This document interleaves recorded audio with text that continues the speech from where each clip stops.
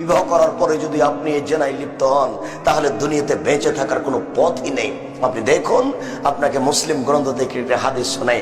যাতে তুমি গ্রামে দিয়ে গ্রামের সম্প্রদায়ের একজন মহিলা আসলো, এসে রাসূলের দরবারে বলল, তাহেরুনি ইয়া রাসূলুল্লাহ, আল্লাহ রাসূল আমাকে পবিত্র করুন। তখন আল্লাহ রাসূল বললেন, ইরজিই, তুমি বাড়ি ফিরে যাও, আস্তাগফিরুল্লাহ, তুমি আল্লাহর নিকটে ক্ষমা চাও, ওয়া তুবি ইলাইহি, তুমি তওবা করো, আল্লাহ তোমাকে maaf করে দিবেন। তখন মহিলাটি বলছে, আতুরাদ্দুনি কামা রাদাতা মাইজুল মালিক, ওহো, মাইজুল মালিককে আপনি যেভাবে ফিরিয়ে দিয়েছিলেন সেভাবে আপনি আমাকে ফিরিয়ে দিতে চাচ্ছেন। ওয়া না হাওলা মিনা জিনা, আমার পেট উঁচু হয়েছে, অবৈধ সন্তানে আমার পেটে অবৈধ সন্তান রয়েছে, দয়া করে আমাকে ফিরিয়ে দিবেন না, আমার বিচার করে দেন। তখন আল্লাহ রাসূল বলেন, আচ্ছা ঠিক আছে, ইরজিই, তুমি বাড়ি ফিরে যাও, হাত্তা তালিদি, তুমি বাচ্চাকে জন্ম দাও, যেদিন তোমার বাচ্চা জন্ম নিবে সেদিন আসো, বিচার করে দেব। মহিলাটি বাড়ি চলে গেল। মুসলিম গ্রন্থে এসেছে, সবেমাত্র বাচ্চা জন্ম নিয়েছে, সেই বাচ্চাকে এই ন্যাকড়াতে জড়িয়ে নিয়ে রাসূলের দরবারে এসে বলছে, আল্লাহ রাসূল, এই দেখেন বাচ্চা জন্ম নিয়েছে, বিচার করে দেন। তখন আল্লাহ রাসূল দৃশ্য দেখে বলছেন, ইরজিই, তুমি বাড়ি ফিরে যাও, বাচ্চাকে দুধ খাও, হাত্তা তাফতিমিহি, যেদিন বাচ্চা দুধ ছেড়ে দিবে সেদিন এসে বিচার করে দেব।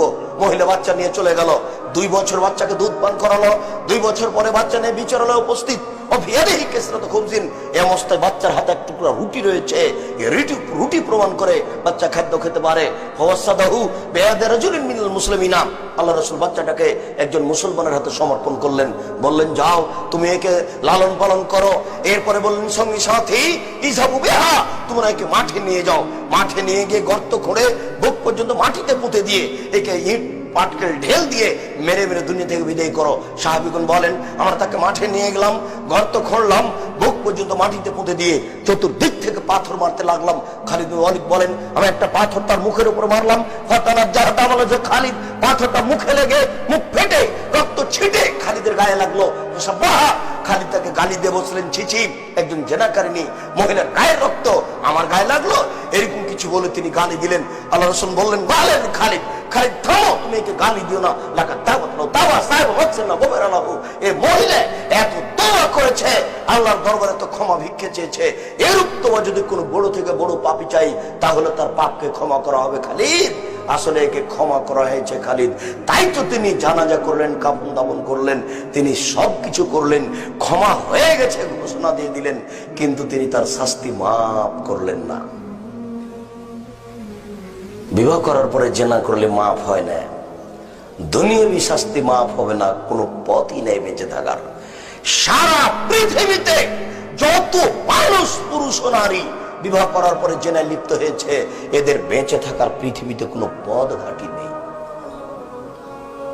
কেউ জানলো না, আপনি আল্লাহর দরবারে ক্ষমা চান, পাপ ক্ষমা হয়ে যাবে, সেটা ভিন্ন কথা, কিন্তু আপনি জেনে রাখেন যে আমার বেঁচে থাকার সুযোগ হারিয়ে গেছে, এটা এত বড় পাপ। যে পাপ মানুষের কাছে কিছুই না, যে পাপ মানুষের কাছে কিছুই না।